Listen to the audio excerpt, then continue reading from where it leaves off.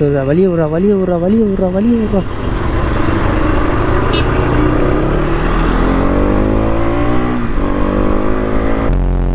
வணக்கம், நான் உங்கள் சக்தி. எல்லோரும் எப்படி இருக்கீங்க? நல்லா இருப்பீங்க நம்புகிறேன். என்ன சக்தி டைரெக்டாக மோட்டோ விலாகில் இன்ட்ரோ சொல்கிற அப்படின்னு உங்களுக்கு ஒரு கேள்வி இருக்கும். ஆக்சுவலி என்ன ஆச்சுன்னு பார்த்துட்டிங்கன்னா, அதுக்கு முன்னாடி இப்போ மணி வந்து பார்த்திங்கன்னா 12:30. அதாவது மத்தியானம் உச்சி வெயில். இந்நேரம் எங்கடா சக்தி கிளம்புற அப்படின்னா உட்காந்துருந்தேன். என்னடா வீடியோ போடலாம் அப்படின்னு யோசிச்சுக்கிட்டே இருந்தேன். வீடியோ எதுக்குன்னு பார்த்துட்டிங்கன்னா, அதான் வீட்டில் சும்மா உட்காந்துருந்தேன். எடிட் என்னடா பண்ணுறது, ஏதாவது வீடியோ போடணும், ஏதாவது வீடியோ போடணும், என்ன பண்ணுறதுன்னு யோசிச்சுட்டு இருந்தேன். அப்போ தான் இந்த மரமண்டையில் சட்டுன்னு ஒரு ஐடியா வந்துச்சு. How to maintenance our bike அப்படின்னு ஒரு வீடியோ பண்ணலாம். 200cc to 150cc 200cc வரைக்கும் எப்படிலாம் பைக்ஸை மெயின்டைன் பண்ணலாம், அதோடய காஸ்ட் எவ்வளோ ஆகும், ஷோரூம் பெஸ்ட்டாக இல்லை நம்ம மெக்கானிக் ஷெட்டு அந்த மாதிரி அது பெஸ்ட்டாக அப்படின்னு சொல்லிட்டு வீடியோ போடலான்னு சொல்லிட்டு நான் அப்படியே கிளம்பிட்டேங்க. ஸோ வீடியோ ஃபுல்லாக பாருங்கள், ரொம்ப யூஸ்ஃபுல்லாக இருக்கும். அப்புறம் வந்து இந்த வீடியோ வந்து முடிஞ்ச அளவுக்கு உங்கள் ஃப்ரெண்ட்ஸ் அண்ட் ஃபேமிலிஸ்க்கு ஷேர் பண்ணிவிட்டு மறக்காமல் சப்ஸ்கிரைப் பண்ண சொல்லுங்கள். நம்ம சப்ஸ்கிரைப் பண்ண எல்லோரும் பெல் ஐக்கான் ஆன்ல இருக்கான்னு சொல்லி ஒன்ஸ் செக் பண்ணிக்கோங்க. 150cc ஸ்டார்ட் பண்ணுவோமா? ஸோ 150cc உங்கள் பைக் வச்சுருக்கீங்க அப்படின்னா இப்போ வந்து யமஹாவே எடுத்துப்போம். ஸோ யமஹாவில் ஒரு நார்மல் ஜென்ரல் சர்வீஸ் நீங்கள் பண்ணுறீங்க அப்படின்ற பட்சத்தில் ஆயில் ஃபில்ட்ரு, ஏர் ஃபில்ட்ரு, அப்புறம் brake pads, brake oil top up, so chain lube, water wash இதெல்லாம் சேர்த்து உங்களுக்கு வந்து அப்ராக்சிமேட்டாக ஒரு 2.5 இல்லைனா ஒரு 2.8K கூட வர வாய்ப்பு இருக்குது. ஓகேங்களா? ஸோ இப்போ வந்து ஒரு இன்ஜின் ஆயிலோட ரேட் எப்படின்னு பார்த்துட்டிங்கன்னா, நம்ம வந்து 150cc வந்து 3100 4050 ஊற்றினாலே போதுமான ஒரு போதுமான ஒரு இன்ஜின் ஆயில் தான். ஏன்னா அந்த மோட்டோவில் சொல்கிறேன், அது நல்லாயிருக்கும் அந்த ஆயில். நான் பார்த்த வரைக்கும் இந்த ஆயில் நல்லா சஜஸ்ட் பண்ணுறாங்க. 150cc அதாவது MT R15க்கு இதுக்கெல்லாம் நல்லாயிருக்குன்னு சொல்கிறாங்க. என்னோட எப்படின்னா 7100 2050 இருக்கும், 20W50.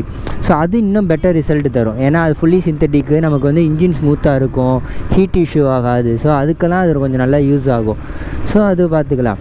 ஸோ இப்போ இன்ஜின் ஆயில் ரேட் வந்து ஒரு 850 வைங்க, 900 வைங்களே.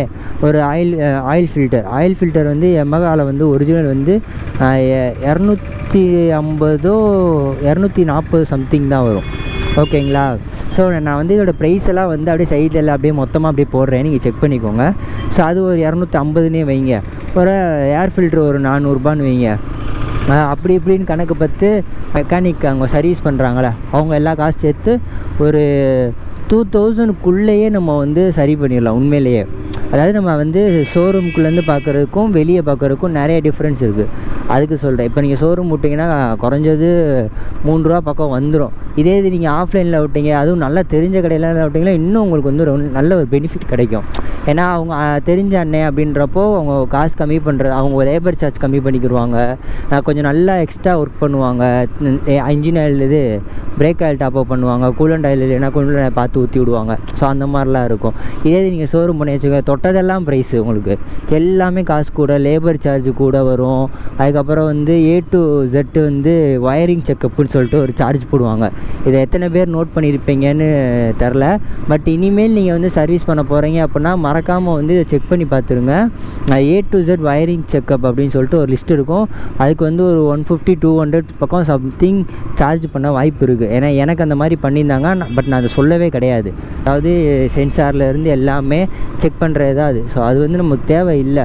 நம்ம வந்து ஒரு 20,000 கிலோமீட்டர் 30,000 கிலோமீட்டருக்கு மேலே ஓட்டிட்டோம் அப்படின்ற பட்சத்தில் செக் பண்ணுறோன்னா அதில் ஒரு யூஸ் இருக்குது. நம்ம 5000 4000 செக் பண்ணணும் இல்லை. ஸோ அந்த நம்ம கம்மி பண்ணலாம். அப்புறம் என்ன கம்மி பண்ணலாம்? செயின் லூப்பை கம்மி பண்ணலாம். ஸோ இந்த மாதிரி நீங்கள் வந்து எவ்வளோக்கு எவ்வளோ கம்மி பண்ணுறீங்களோ அவ்வளோக்கு எவ்வளோ உங்களுக்கு பட்ஜெட் வந்து கொஞ்சம் கம்மியாகும். உங்களுக்கு வந்து சேவ் மணிஸ் அதிகமாகும். இதே இது ஆஃப்லைனில் விடும்போது எல்லாமே கம்மியாக வரும். ஆயிலிருந்து ஏன்னா நீங்கள் என்ன ஓனாக வாங்கி பழகிடுவீங்க.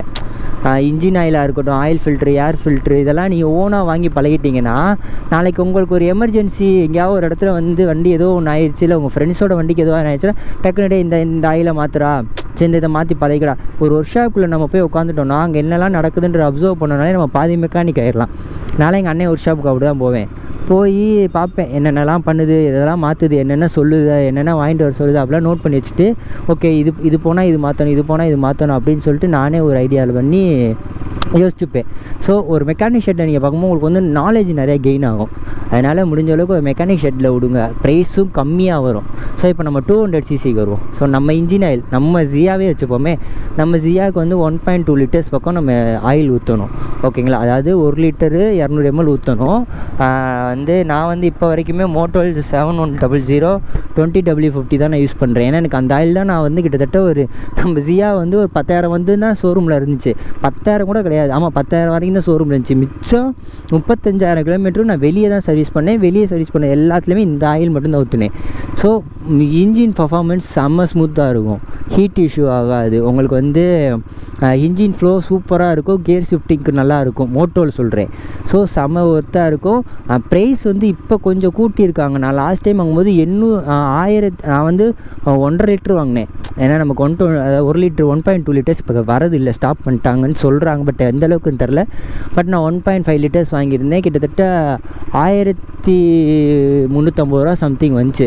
அது உங்களுக்கு ஒரு பெனிஃபிட் தான். இப்போ நீங்கள் 1.2 லிட்டர்ஸ் ஊற்றிட்டு மிச்சம் 300 ml நீங்கள் பத்திரமா வச்சுக்கலாம்.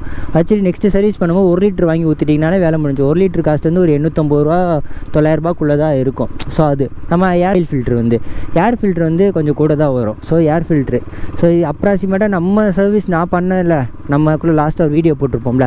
ஸோ அந்த வீடியோக்கு நான் எவ்வளோ ஸ்பெண்ட் பண்ணேன்னா, இன்ஜின் ஆயில் ஃபில்ட்ரு மாற்றினேன். ஸோ இது ரெண்டு தான் நமக்கு ஃபஸ்ட்டு மேஜராக இருந்துச்சு.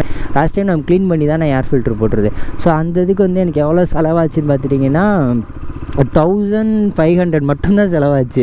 ஏன்னா ஆயில் ஃபில்டர் தான் வாங்கியிருந்தேன். ஸோ எனக்கு 1500. இதே இது நான் வேறு ஒரு கடையில் கொடுத்து நான் மாற்றிருந்தேன், எனக்கு அப்ராக்சிமேட்டாக ஒரு 2000 வந்திருக்கும். ஏன்னா அவங்க லேபர் சார்ஜ் கேட்பாங்க. லேபர் சார்ஜ் வந்து இப்போ இன்ஜின் ஆயில் மாற்றினாங்கன்னா குறைஞ்சது ஒரு 150 ரூபா 200 ரூபா பக்கம் சார்ஜ் பண்ணுவாங்க. அது போக டிஸ்க் பேடு பிரேக் பேடெலாம் க்ளீன் பண்ணி போட்டாங்கன்னா அதுக்கு ஒரு 100 ரூபா சார்ஜ் பண்ணுவாங்க. ஸோ அப்படி இப்படின்னு பார்த்துட்டோம்னாலே ஒரு 200 சம்திங் வந்துருக்குன்னு வச்சுக்கோங்களேன். டிப்ரேக் ஆயில்னு உனக்கு D3 D4 இது ரெண்டு தான். அது குறைஞ்ச ஒரு 150 ரூபா 200 ரூபா வரும். நீங்கள் அதை வாங்கி வச்சுன்னா ஒரு 2 டைம்ஸ் நீங்கள் டாப் அப் பண்ணிக்கலாம். இப்போ நீங்கள் 1 டைம் டாப் அப் பண்ணேன் கொஞ்சம் ஒரு 10,000 கிலோமீட்டர் ஓடுன்னு வச்சுக்கோங்க, நீங்கள் 2 டைம் யூஸ் பண்ணிக்கலாம் அதை. ஸோ உங்களுக்கு வந்து ஒரு யூஸ்ஃபுல்லாக இது நீங்களே மாட்டிடலாம். இதை 2 கழட்டிட்டு அப்புறம் இதில் வந்து இருக்கிற ஆயிலை ஃபுல்லாக எடுத்துகிட்டு இதுக்கு நல்லா க்ளீன் பண்ணிட்டு திரும்பி டாப் அப் பண்ணி அதில் ஒரு கோடு இருக்கும், இதாக இருக்குது பார்த்தீங்களா, மேக்ஸிமம்னு உங்களுக்குள்ள ஒரு கோடு இருக்கும். ஸோ அந்த கோடு வரைக்கும் நீங்கள் ஊற்றினாலே போதுமான அதில் பிரேக் ஆயில் வந்து டாப் அப் ஆயிரும். சேம் தான் பேக் பிரேக்குமே டிஸ்க் ஆயிலுமே. ஸோ இதை நீங்களே சேஞ்ச் பண்ணிடலாம். நான் என்ன சொன்னால் முடிஞ்ச அளவுக்கு எல்லாமே நீங்கள் கற்று வச்சுக்கோங்க. ஏன்னா ஒரு எமர்ஜென்சினாலும் சரி அந்த டைம் வந்து உங்களுக்கு ரொம்ப யூஸ்ஃபுல்லாக இருக்கும். சேம் டைம்ஸ் நீங்கள் ஒரு நாலேஜ் கற்றுக்கிட்ட மாதிரியும் இருக்கும், உங்களுக்கு வந்து யூஸ்ஃபுல்லாக இருக்கும். அதனால் முடிஞ்ச அளவுக்கு ஒரு ஒர்க் ஷாப்பில் விட்டு பாருங்கள். ஷோரூமில் போனீங்கன்னா உங்கள் கண்ணு அங்கே மாற்றுறாங்களா மாற்றலையா என்ன பண்ணுறாங்க ஏது பண்ணுறாங்கன்றதெல்லாம் உங்களுக்கு தெரியாது. அதெல்லாம் நீங்கள் வந்து ஷோரூம் போகலாம், தப்பு கிடையாது. ஏதோ ஒரு பெரிய பிரச்சனை வந்துருச்சு வண்டியில், ரொம்ப பெரிய பிரச்சனை, ஸ்பேர் பார்ட்ஸ் கிடைக்கல, அந்த மாதிரி இருக்குன்னா நீங்கள் போய் தாராளமாக ஷோரூமில் விடலாம். சென்சார் இஷ்யூ வருதுன்னா ஷோரூமில் விடலாம். வயரிங்க்குமே மோஸ்ட்லி நீங்கள் ஷோரூம் போனீங்கன்னா அவங்க ரொம்ப காசு தான் சொல்லுவாங்க. ஸோ முடிஞ்ச அளவுக்கு நீங்கள் ஆஃப்லைன் பார்க்குறது தான் பெட்டர்னு நான் சொல்லுவேன். ஏனில் பண்ணுங்கள், நல்ல ஒரு மெக்கானிக்காக சூஸ் பண்ணிக்கோங்க. ஏன்னா சில பேருக்கு வந்து இப்போ நம்ம அண்ணன் கடையிலேயே பாதி வண்டி வந்து நிறையா வண்டி வரும், தம்பி இப்போ தான் இன்ஜின் ஒர்க் பார்த்தேன் அதுக்குள்ளே திரும்பி இன்ஜின் வேலை. ஏன்னா சில பேர் வந்து பார்க்க தெரியும், பட் ஏதோ ஒரு அன்ஃபார்ச்சுனேட்லி ஏதோ ஒரு விஷயத்தினால பார்க்காம விட்டுருப்பாங்க, ஒழுங்காக பார்க்காம விட்டு. அதனால் நல்ல ஒரு மெக்கானிக்காக சூஸ் பண்ணி அவங்ககிட்ட பைக்கை விட்டுட்டு நிம்மதியாக நீங்கள் வீடு போகலாம், வீட்டுக்கும் போகலாம், இல்லைன்னா அங்கனே கூட உட்காந்து நீங்கள் என்னென்ன பண்ணுறாங்க அப்படின்றதையும் நீங்கள் பார்த்துக்கலாம். ஸோ இதுதான் என்னோடய சஜஷன். ஷோரூமுக்கும் நம்ம நார்மலுக்கும் வந்து எவ்வளோ டிஃப்ரென்ஸ் ஆகும்னா ஒரு 800 ரூபாயிலேருந்து ஒரு 600 700 நீங்கள் வந்து சேவ் பண்ணலாம். அதுவுமே நீங்கள் இது பண்ணுறீங்க பார்த்தீங்களா, அது பேர் என்னது, என்ன வேலை பார்க்குறீங்கன்றதை பொறுத்து தான். ஸோ அதுக்கு தான் ரெண்டுக்குமே இது 2 தான் டிஃப்ரென்ஸ். ஸோ இது வந்து உங்களுக்கு வந்து ஒரு யூஸ்ஃபுல்லாக இருக்கும். அது சேம் டைம்ஸ் நீங்கள் ஒரு நாலேஜ் கற்றுக்கிட்ட மாதிரியும் இருக்கும். என்னப்பா எவ்வளோ டிராஃபிக்காக இருக்குது, இது ஆம்புலன்ஸ் வருதா, வழியை விட்றா.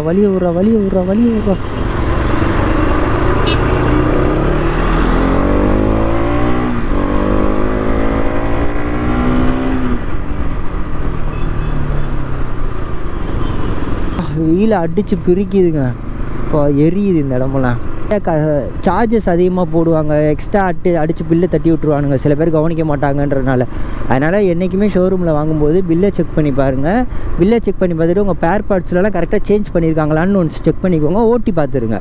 ஓகேவா? ஏன்னா எல்லோரும் அப்படின்னு சொல்ல முடியாது, சில பேர்கள் அப்படி இருக்காங்க, சில பேர்கள் உண்மையாகவே அப்படி தான் இருக்காங்க. அதனால் நீங்கள் செக் பண்ணி பார்த்துக்கோங்க. பில்ஸை மறக்காமல் வந்து வாங்கி பில்லு தானே அப்படின்னு சொல்லி தூக்கி போட்டுறாமல் பத்திரமா அதை வச்சு இந்த சர்வீஸ்க்கு அடுத்த சர்வீஸ்க்கு எவ்வளோ காஸ்ட் டிஃப்ரென்ஸ் ஆகுது அப்படின்றலாம் செக் பண்ணி ஒரு அனலைசிஸ் போட்டு வச்சுக்கோங்க.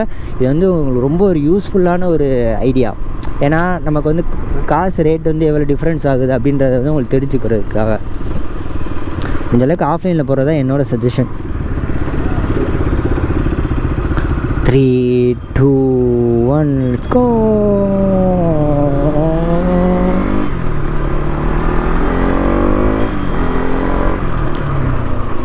ஓகேங்க, நான் சொன்ன வரைக்கும் உங்களுக்கு புரிஞ்சிருக்கும்.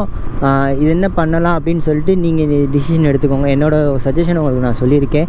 கண்டிப்பாக வீடியோ யூஸ்ஃபுல்லாக இருக்கும் நம்புறேன். ஃப்ரெண்ட்ஸ் அண்ட் ஃபேமிலிஸ்க்குலாம் ஷேர் பண்ணி விட்டுட்டு மறக்காமல் சப்ஸ்கிரைப் பண்ணிங்கன்னா பெல் ஐக்கானில் போட்டுக்கோங்க. ஸோ இதோட நம்ம வீடியோவை எண்ட் பண்ணிக்கிறேன். நம்ம சேனலுக்கு யாராவது புதுசாக வந்தால் மறக்காமல் சப்ஸ்கிரைப் பண்ணிட்டு பெல் ஐக்கானில் போட்டுக்கோங்க. அண்டு நெக்ஸ்ட் டைம் சர்வீஸ் விடும்போது கொஞ்சம் பார்த்து கேர்ஃபுல்லாக விடுங்க. ஸோ பார்த்து சேஃபாக இருங்க, ஹெல்மெட் போடாமல் வெளியே போகாதீங்க, ஸ்பீடாக வண்டி ஓட்டாதீங்க. ஓகே, டாட்டா, பாய் பாய்.